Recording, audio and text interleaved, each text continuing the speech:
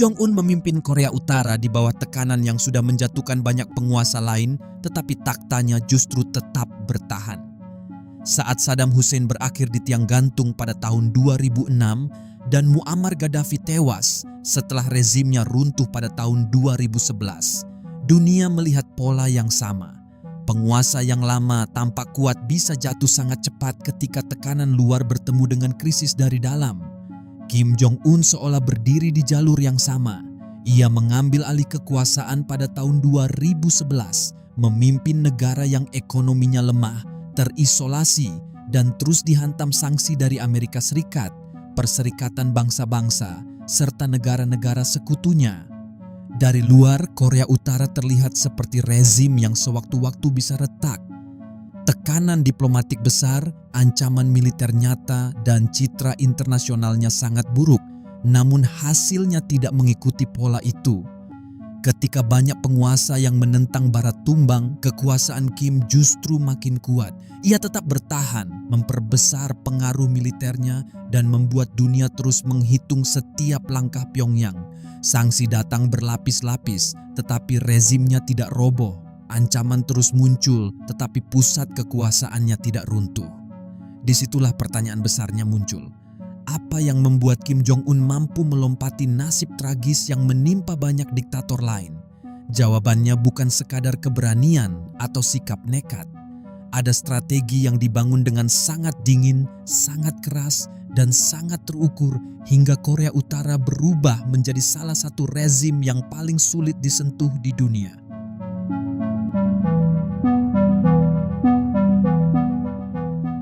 Kim Jong-un tidak melihat senjata nuklir sebagai simbol kebanggaan semata. Bagi Pyongyang, nuklir dibaca sebagai alat bertahan hidup. Cara pandang itu tidak lahir dari ruang kosong. Ia dibentuk oleh pelajaran yang sangat jelas dari luar negeri, terutama dari Libya. Pada tahun 2003, Muammar Gaddafi mengambil langkah yang saat itu dipuji Barat. Libya setuju menghentikan program senjata pemusnah massal dan membuka fasilitasnya untuk diperiksa. Kesepakatan itu membuat hubungan Libya dengan Amerika Serikat dan Eropa membaik. Sanksi mulai dilonggarkan. Gaddafi keluar dari posisi sebagai musuh utama Barat dan mencoba masuk kembali ke panggung internasional. Tetapi 8 tahun kemudian, arah sejarah berubah total. Pada tahun 2011, gelombang Arab Spring mengguncang Libya. Pemberontakan pecah, lalu intervensi militer Barat kemudian terjadi melalui operasi yang didukung NATO setelah Dewan Keamanan PBB mengesahkan zona larangan terbang. Rezim Gaddafi runtuh. Gaddafi sendiri ditangkap dan tewas secara brutal. Bagi banyak negara, peristiwa itu dibaca sebagai episode perang saudara yang diperparah intervensi luar. Bagi Korea Utara, maknanya jauh lebih sederhana dan jauh lebih menakutkan. Seorang pemimpin yang sudah menyerahkan kartu paling berbahayanya akhirnya tetap tidak selamat. Pandangan itu pernah diucapkan secara terbuka oleh Pyongyang. Media pemerintah Korea Utara berkali-kali menyebut kasus Libya sebagai bukti bahwa pelucutan senjata hanya membuka jalan bagi tekanan yang lebih besar. Ketika pejabat Amerika Serikat pada tahun 2018 sempat menyebut kemungkinan model Libya dalam pembicaraan dengan Korea Utara, Pyongyang langsung bereaksi keras. Bagi Washington, itu mungkin bahasa negosiasi. Bagi Korea Utara itu terdengar seperti ancaman yang mengingatkan pada akhir Gaddafi. Dari titik itu, program nuklir Korea Utara bukan lagi sekadar proyek militer. Ia berubah menjadi jaminan hidup rezim. Logikanya keras, tetapi mudah dipahami. Negara yang lemah secara ekonomi, terisolasi secara diplomatik, dan kalah jauh dalam kekuatan militer konvensional tidak punya banyak alat untuk mencegah serangan dari lawan yang lebih kuat. Korea Utara tahu bahwa angkatan bersenjatanya besar, tetapi teknologi dan sumber dayanya tidak sebanding dengan gabungan Amerika Serikat, Korea Selatan, dan Jepang. Dalam keadaan seperti itu, nuklir menjadi alat penyeimbang, bukan untuk memenangkan perang besar, melainkan untuk membuat biaya menyerang Pyongyang menjadi terlalu mahal. Data dari Stockholm International Peace Research Institute atau SIPRI dan berbagai penilaian badan intelijen menunjukkan bahwa Korea Utara terus memperluas kemampuan nuklir dan misilnya dalam beberapa tahun terakhir. Uji coba nuklir dilakukan pada tahun 2006, 2009, 2013, 2016, dan 2017. Setelah itu, fokusnya bergeser pada pengembangan misil balistik jarak jauh yang dirancang untuk membawa hulu ledak nuklir. Setiap uji coba mengirim pesan yang sama. Rezim ini ingin memastikan bahwa ancaman terhadapnya akan dibalas dengan risiko yang tidak bisa diabaikan. Di mata Kim Jong-un, inilah pelajaran paling berdarah dari Libya. Gaddafi mencoba membeli keamanan dengan kompromi.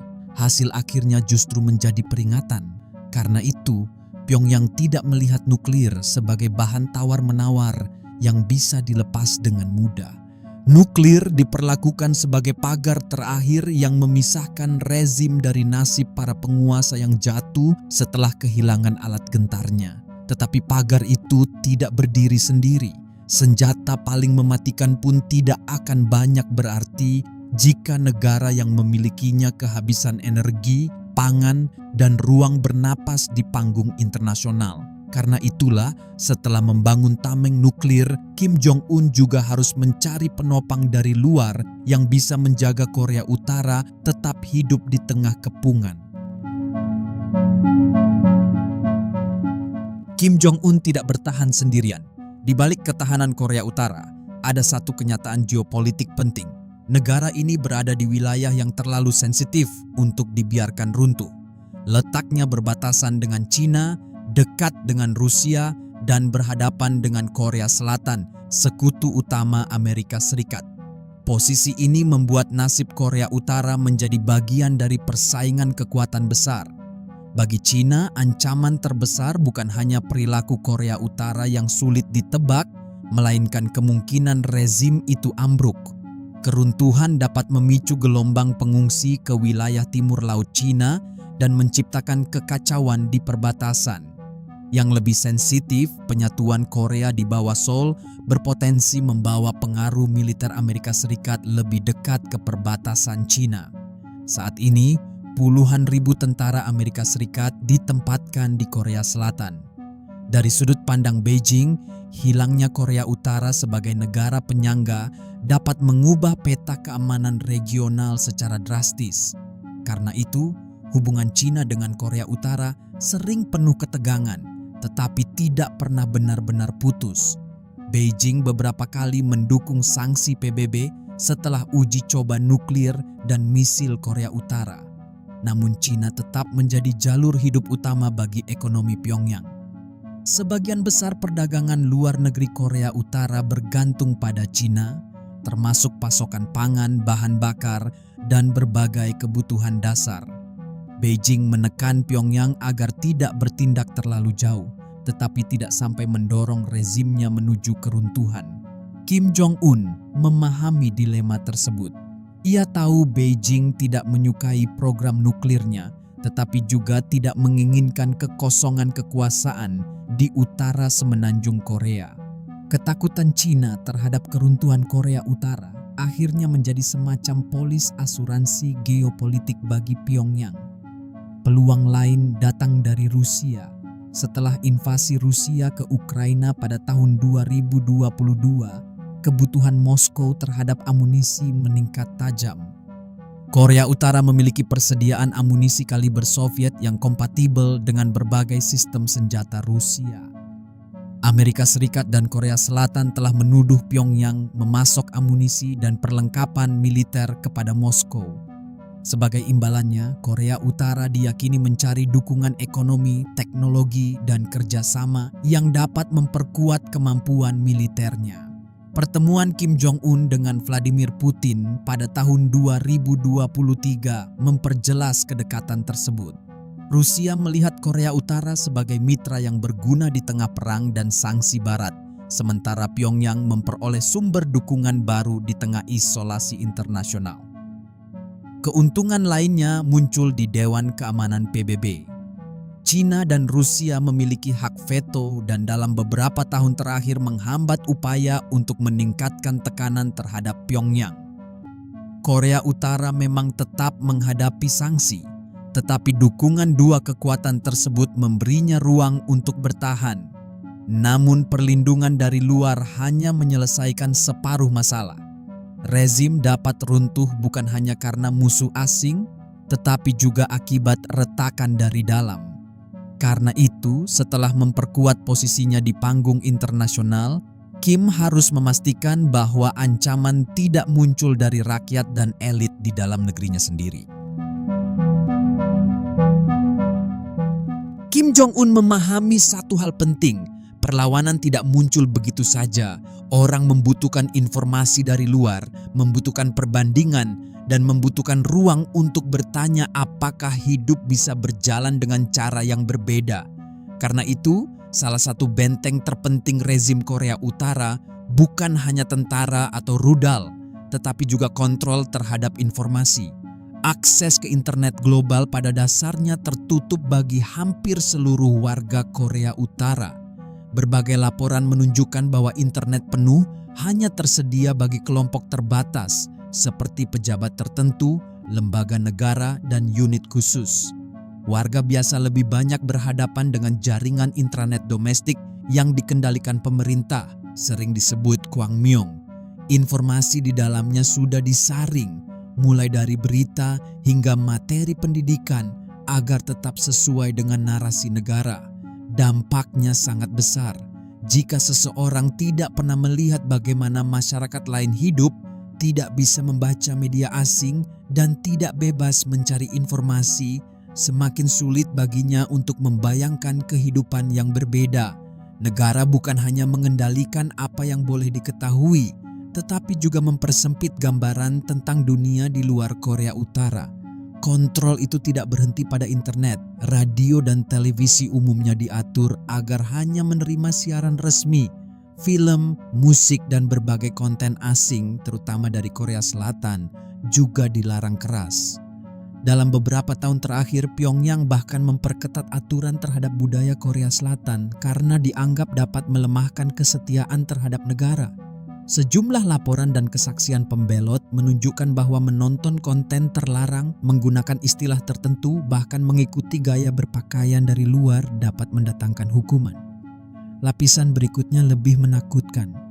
Keluarga juga dapat terkena dampak ketika seseorang dianggap melakukan pelanggaran politik. Praktik ini sering digambarkan sebagai hukuman 3 generasi, meskipun penerapannya secara pasti sulit diverifikasi karena Korea Utara sangat tertutup.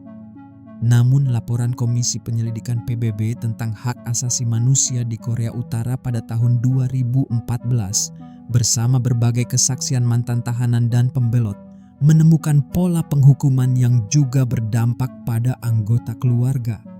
Pesannya sederhana, melawan negara tidak hanya dapat menghancurkan hidup seseorang, tetapi juga membahayakan orang-orang terdekatnya. Dalam sistem seperti ini, ketakutan menjadi alat pengendalian yang sangat kuat. Orang bukan hanya takut berbicara, tetapi juga takut mencari informasi, menyimpannya, atau membagikannya. Sementara itu, gerakan perlawanan membutuhkan komunikasi, kepercayaan, dan keyakinan bahwa perubahan mungkin terjadi. Rezim Korea Utara berusaha memutus ketiganya, namun mengendalikan rakyat biasa belum cukup. Ada kelompok yang jauh lebih berbahaya jika berbalik melawan Kim. Mereka yang memegang senjata, memimpin pasukan, dan berada dekat dengan pusat kekuasaan. Karena itu, tantangan berikutnya bukan lagi sekadar mengendalikan masyarakat, tetapi memastikan bahwa orang-orang paling kuat di dalam rezim tidak pernah memiliki kesempatan untuk menjatuhkannya. Kim Jong-un tahu bahwa ancaman paling berbahaya bagi seorang penguasa otoriter tidak selalu datang dari jalanan, tetapi bisa muncul dari dalam lingkaran kekuasaan.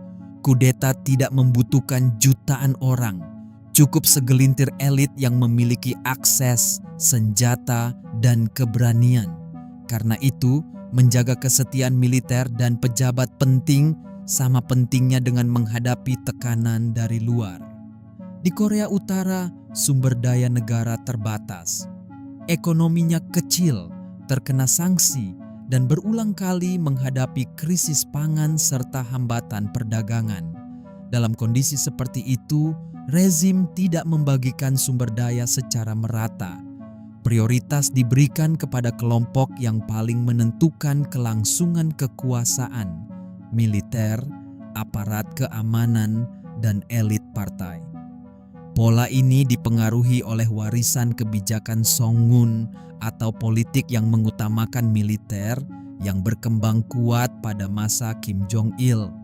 Di bawah Kim Jong-un, militer tetap menjadi salah satu pilar utama negara meskipun struktur kekuasaannya mengalami berbagai perubahan. Keistimewaan elit tidak hanya terlihat dari anggaran pertahanan. Pejabat senior, petinggi militer, dan kelompok yang dekat dengan rezim dapat menikmati akses lebih baik terhadap perumahan, makanan, kendaraan, layanan kesehatan, dan barang mewah. Berbagai laporan internasional juga menunjukkan bahwa barang mewah tetap masuk ke Korea Utara meskipun terkena pembatasan sanksi. Bagi elit, fasilitas tersebut memiliki fungsi politik. Kenyamanan yang mereka nikmati bergantung pada kelangsungan sistem yang dipimpin Kim. Selama rezim bertahan, hak istimewa mereka ikut terlindungi. Dengan begitu, kesetiaan bukan hanya dibangun melalui ideologi, tetapi juga melalui kepentingan. Namun hadiah saja tidak cukup. Kim juga menggunakan rasa takut.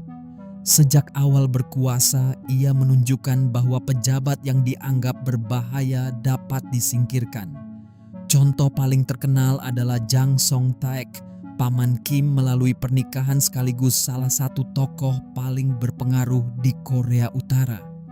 Pada tahun 2013, Jang dieksekusi setelah dituduh melakukan berbagai pelanggaran terhadap negara. Pesannya kepada elit sangat kuat. Bahkan kedekatan dengan keluarga penguasa tidak menjamin keselamatan.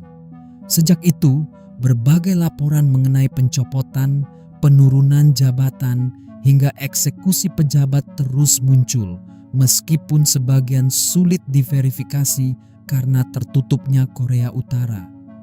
Kim juga berkali-kali merombak jabatan penting di militer dan partai. Langkah ini membantu mencegah seorang pejabat atau satu kelompok mengumpulkan kekuasaan terlalu besar dan berubah menjadi pesaing. Hasilnya adalah keseimbangan antara keuntungan dan ketakutan. Para elit memiliki alasan untuk tetap setia karena menikmati hak istimewa yang tidak dimiliki sebagian besar rakyat. Namun mereka juga memahami bahwa pembangkangan dapat membawa konsekuensi berat. Kemewahan membuat mereka bergantung pada rezim. Ketakutan membuat mereka berhati-hati untuk melawannya. Dengan cara itu, Kim tidak hanya mengendalikan rakyat, tetapi juga orang-orang yang memiliki kemampuan untuk menjatuhkannya. Ketika tekanan dari luar dapat ditahan, masyarakat diawasi, dan elit bersenjata tetap terkunci dalam sistem, kekuasaan Kim bukan lagi sekadar bergantung pada satu orang. Ia ditopang oleh sebuah struktur yang dirancang untuk terus bertahan.